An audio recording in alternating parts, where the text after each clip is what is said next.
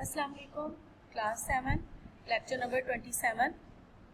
Lecture 26 में हमने अपना सबक शुरू किया था है ज़िंदगी का मकसद औरों के काम आना। मुख्तलिफ हमने अहादीस, सूरह हशर की एक आयत और उसके अलावा तारीख़ इस्लाम के एक वाक़या जो हिजरत मदीना का वाक़या था, उसकी रोशनी में हमने इस सबक को समझा, पढ़ा कि किस तरह से इंसान जो है किस तरह से एक दूसरे के साथ रहने पर मजबूर है, क्योंकि वो अकेला ज़िंदगी नहीं गुजार सकता और इंसान दूसरों की मदद उस वक्त तक नहीं कर सकता जब तक कि उसके अंदर हमदर्दी और इसार का जज्बा बढ़ ना जाए। जब हमदर्दी और इसार का जज्बा बढ़ जाता है तो ही हम दूसरों को अपनी ज़ात पर तरजीह देते हैं। तो अब हम सबक के अगले हिस्से की तरफ जाएंगे। एक और मिसाल हमारे सामने यहाँ पर पेज नंबर 101। इसी तरह से इसार की एक और दरकशिंदा मिसाल देखिए। दरकशिंदा, चमकने वाली, रोशन। यरमूक के मैदान में लड़ाई जारी थी। ये जंगे यरमूक का जिक्र है। यहाँ पर जंगे यरमूक के बता रहे हैं कि मैदान में लड़ाई जारी थी। एक शख्स जख्मियों को पानी पिलाने की खिदमत पर मामूर था। मामूर का मतलब होता है फाइज होना, मुकर्रर होना। एक तरफ से उसके कान में आवाज़ आती है पानी। वो आवाज़ की समत बढ़ता है, सम तरफ। मशकीज़े से पानी का प्याला भरता है और अपने ज़ख्मी भाई को पेश करता है।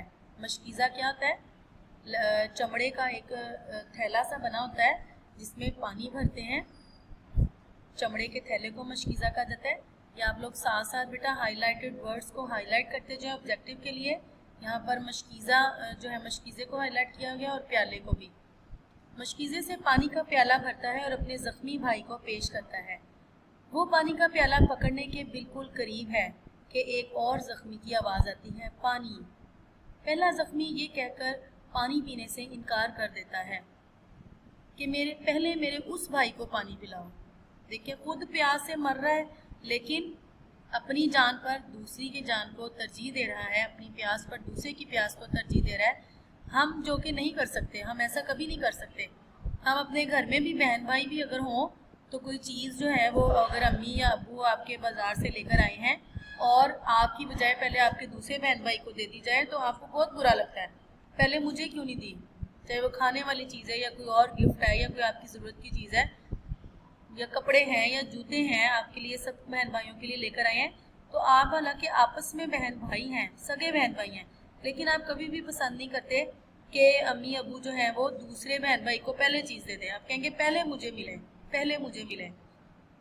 और यहाँ पर देखें कि सगे भाई भी नहीं हैं, मुसलमान भाई हैं, लेकिन फिर भी अपनी प्यास पर दूसरे भाई की प्यास को तरजीह दे रहे हैं। उसकी प्यास की शिद्दत मुझसे ज़्यादा हो सकती है। यानी फीलिंग क्या है कि हो सकता है कि उसको मुझसे ज़्यादा प्यास लगी हो। पानी पिलाने वाला मशकीज़ा उठाए, पानी का प्याला हाथ में थामे दूसरे ज़ख्मी के पास आता है। वो उसको पानी पेश करने ही वाला होता है कि एक तीसरे ज़ख्मी की आवाज़ आती है, पानी। दूसरा ज़ख्मी भी पानी पीने से इनकार कर देता है। वो पानी पिलाने वाले से अर्ज़ करता है, अर्ज़ करना, दरख्वास्त करना, कि पहले उस ज़ख्मी को पानी पेश किया जाए। पानी पिलाने वाला तेज़ी से तीसरे ज़ख्मी का रुख करता है, मगर उसके पहुंचने से पहले वो शहादत पा चुका होता है। पानी पिलाने वाला पलटता है, दूसरे ज़ख्मी के पास आता है, मगर उसकी रूह भी परवाज़ कर चुकी होती है, यानी वो भी शहीद हो चुका होता है। अब वो पहले ज़ख्मी की तरफ आता है, मगर वो भी शहीद हो चुका होता है। यूँ तीनों मुसलमान ज़ख्मियों ने अपनी जानें दे दी, लेकिन अपनी प्यास पर अपने भाई की प्यास को तरजीह दी यानी फौकियत दी। इतनी खूबसूरत मिसाल, इतनी ज़बरदस्त मिसाल कि हम कम अज़ कम आज के दौर के मुसलमान इस तरह की मिसाल हम पेश नहीं कर सकते। हम लोगों में इतना जज्बा है ही नहीं, या हम लोगों में इतना एसार या इतना जो है वो दूसरों के लिए हमदर्दी का जज्बा ही नहीं है कि हम अपनी ज़रूरत को छोड़कर दूसरे की ज़रूरत को पहले तरजीह दें कि नहीं मुझे ज़रूरत नहीं है बल्कि उसको ज़्यादा ज़रूरत है। हम अपनी बात को, हम अपनी ख्वाहिश को पहले आगे रखते हैं और दूसरे को बाद में। तो अगर हम इस तरह की मिसालों को, तारीख़ इस्लाम को पढ़ें और इस तरह की मिसालों को अपनी ज़िंदगी में भी लेकर आएँ, अपनी ज़िंदगी में इम्प्लीमेंट करें, ऐसी बातों के ऊपर, तो यकीनन हम भी उस तरह के मुसलमान बन सकते हैं। इससे बढ़कर इसार का आला नमूना और क्या हो सकता है? वो मुआशरा जहाँ लोग इसार और हमदर्दी से काम लेते हैं ज़मीन पर जन्नत का नमूना पेश करता है। ऐसे मुआशरे में हर फर्द दूसरे का ख्याल रखता है। ऐसा मुआशरा वो तो यगानगत की बेहतरीन मिसाल होता है। इस्लाम ऐसा ही मुआशरा चाहता है, यानी इस्लाम हमें इसी तरह का मुआशरा बनाने की तरगीब देता है। ऐसा मुआशरा जो कि अंसारे मदीना ने जो मुआशरा कायम किया कि मुहाजिरीन जब गए तो उनके को साथ मिलाकर उन्हें अपने भाई बनाकर अपनी जायदाद में, अपनी जो कह लें ज़मीनों में उनको हिस्सेदार बनाया। तो इस तरह का मुआशरा इस्लाम हमें तश्कील देने की जो है वो तालीम देता है। और ऐसा मुआशरा कि उसको क्या कहा गया है? ज़मीन पर जन्नत का नमूना कहा गया है। नेक्स्ट पेज पे चलते हैं, पेज नंबर 102। जी, इस्लामी मुआशरे की हम खसूसियात पढ़े हैं कि इस्लाम हमें किस तरह के मुआशरे को तश्कील देने के लिए कहता है। तो उसकी और मज़ीद खूबियाँ, उस मुआशरे की खसूसियात और क्या होनी चाहिए? जहाँ लोग मुश्किल वक्त में अपने पड़ोसियों और इर्द गिर्द रहने वालों की खबरगिरी करें यानी उनकी खबर रखें और उनके दुख दर्द बांटें। अब देखें यहाँ पर हमसायों में मुआशरे के अंदर जो सबसे ज़्यादा जो हमारे करीबी होते हैं वो हमारे पड़ोसी होते हैं, यानी हमारे हमसाए होते हैं।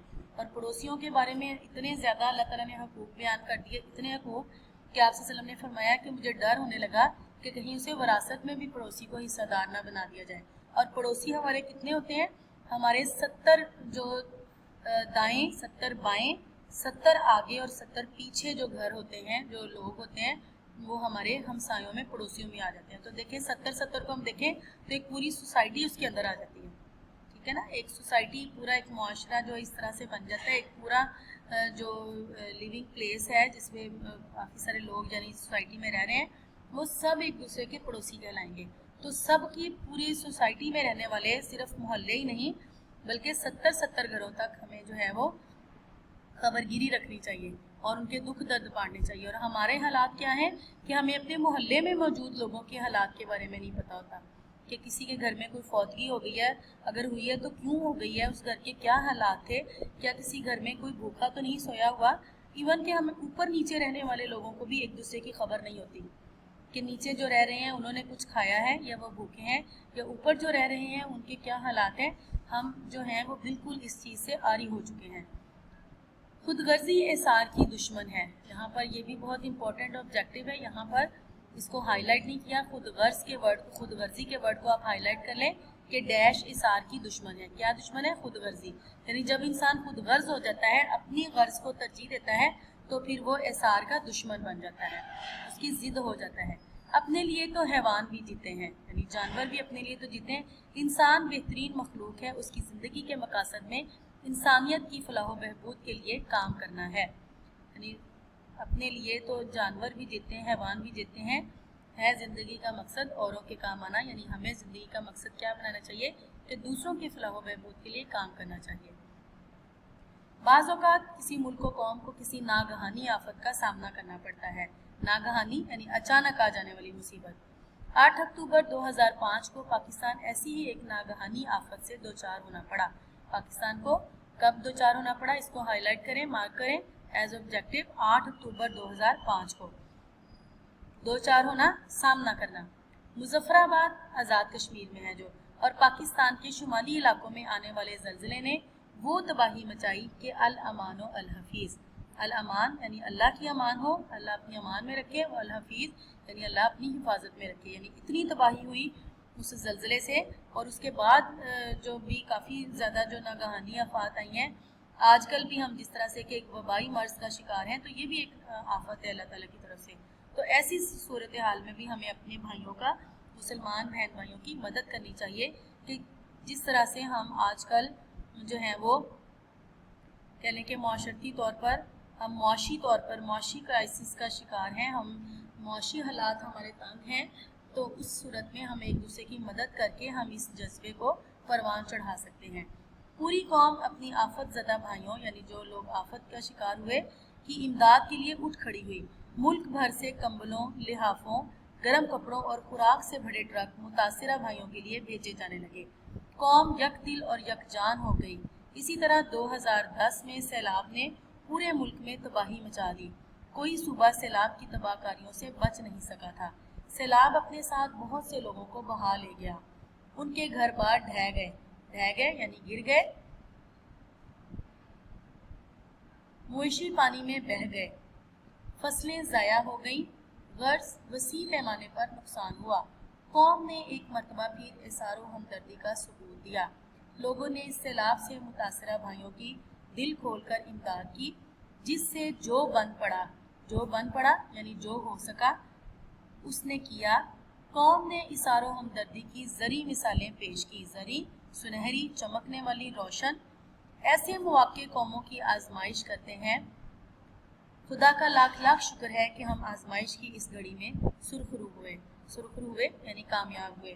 اب اس وقت بھی پہلے بھی لوگوں پر، قوموں پر، ملکوں پر مختلف قسم کی آزمائشیں آئیں، عذاب آئے، یا ان کے لیے کوئی وبائیں آئیں، یا کوئی اور اللہ تعالیٰ کی طرف سے ناگہانی آفات آئیں، تو انہوں نے مل جل کر ایک دوسرے کا ساتھ دیا، ایک دوسرے کی مدد کی. جذبہ ہمدردی اور احسار کے تحت جو ہے وہ اپنے مسلمان بھائیوں کی مدد کی. تو آج ہم بھی بچوں اس سبق کو پڑھنے کے بعد ہم نے تہیہ کرنا ہے، ارادہ کرنا ہے کہ ہم نے اس جذبے کو اپنے اندر پیدا کرنا ہے. ہم نے اپنی زندگیوں میں اس جذبے کو لے کر آنا ہے. اب آج ہم جس آفت کا شکار ہیں، جس مصیبت کا شکار ہیں، اس کے لیے ہم نے اپنے مسلمان بھائیوں کی مدد کرنی ہے. جو بھی ہم سے بن پڑتا ہے، جو بھی ہم سے ہو سکتا ہے، ہم وہ کھانے پینے کی شکل میں، خوراک کی شکل میں، یعنی لباس کی شکل میں، پیسوں کی شکل میں، ہم جس طرح بھی کسی کی مدد کر سکتے ہیں ہم ان کی مدد کریں گے. اور انشاءاللہ تعالی ہم آج بھی اس آزمائش میں پورا اتریں گے. اللہ تعالی ہمیں اس ناگہانی آفت سے، اس وبا سے نجات دلائے، اور ہمیں سب کو جو ہے وہ ہماری سب کی جو کاوشیں ہیں، جو نیکیاں ہیں اس مقصد کے لیے، اللہ تعالیٰ ان کو قبول فرمائے.